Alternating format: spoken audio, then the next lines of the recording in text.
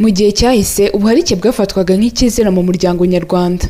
Nyamara iyo uganiriye na bamwe mu baturage bavuga ko muri iki gihe ubuharike mu bashakanye bwafashe indi ntera kandi bifatwa nk'ibisanzwe muri sosiyete nyarwanda. Bagasaba ko hagira igikorwa kuko bigira ingaruka mu muryango hadasigaye no ku bana babo. No gusenga cyane kubera ko ibyo bintu byarateye. Na batanu nabatunga da. Hari umuntu twari turi kumwe mu modoka w'umugabo. Yari amaze iminsi ibiri mu gasozi ngo yegeye mu bukwe bwa bene wabo, asanga hari umugore we bari kumuhamagara akamubesha ngo ndacyari Muhanga, twe turimo turava Muhanga, kandi ubwo undi mugore bamuhamagaye ngo uracana, undi akamuhamagara ngo uracana, undi akamuhamagara uracana. Urumva ni ibintu biriho birahari. Buriya nibwo adashobora kumushanga mushyire mu rugo afite nk'indaya ku ruhande, ubwo ngubwo aba yaguharitse.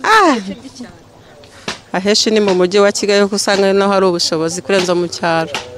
Mu bayisilamu nyine ni umuco wabo, mu muco wabo kuva na kera, ariko ubundi twebwe tuzi yuko nta umukirisitu nawe ntabwo akwiye gushaka umugore urenze umwe. Nyine abakirisitu benshi usanga barataye umuco w'ubukirisitu, ugasanga umuntu ni umukirisitu, abantu bamuzi nk'umukirisitu, ariko wajyayo ugasanga afite nk'undi mugore cyangwa yagiye abyara abana ku ruhande. Byaba byiza nyine nka kuriya mu tugoroba tw'ababyeyi cyangwa ahantu basenga runaka, iminsi baba barashyizeho hajya haza umuntu wo hejuru akaza nyine akabaganiriza nk'abapadiri, abapasiteri, abarimu. Byaba byiza cyane kurushaho pe.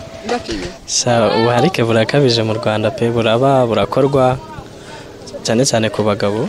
Ingaruka ziba zihari, reba nko ku bana, cyane cyane ku bana. Hari igihe abyara umwana umwe, babiri, batatu, bane, umugore wa mbere yenda abana bakiga bagacikiriza amashuri, noneho n'abandi kuri wa mugore wundi bo ntibanige. Icyo ni ikibazo. Bazakoresha itegeko bashyireho itegeko nyine bavuga ati iri tegeko rigomba kugenderwaho. Nimba ushatse umugore urenze umwe cyangwa ugashaka abagore babiri, ntabwo bizaba ari byo. Padiri Kayisabe Vedaste, umunyamabanga mukuru w'inama y'abepiskopi mu Rwanda, aravuga ko iki ari ikibazo gikomeje gufata indi ntera by'umwihariko mu bihugu bya Afurika, bityo ko hari inama iteganyijwe mu gutanga umurongo uzafasha mu gushaka ibisubizo kuri icyo kibazo ndetse n'uburyo bwo gufasha abari mu buharike. Ni ikibazo rero gikomeye kiri muri Afurika. Twebwe nka Kiliziya Gatolika ubundi indangagaciro zacu mu bijyanye na mariage ni umugore umwe, nta mugore wa kabiri.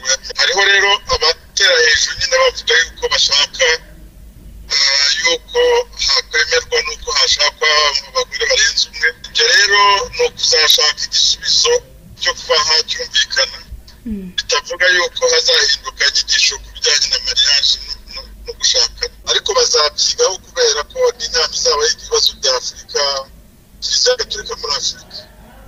Umwanzuro rero ntabwo ari ukuvana isakaramentu n'indangagaciro zijyana naryo, ahubwo ni ugushaka inama abantu bagira bamwe babaza ibyo bibazo no gufasha abantu uburyo aba bafite ubungubu bamenya uko babana nabo, cyangwa se no gushaka igisubizo cy'abafite abagore benshi kandi bashaka kuba n'abakirisitu.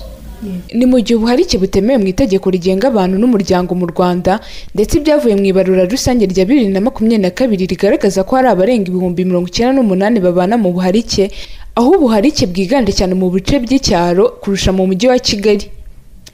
Ingabire Gina, Isango Star.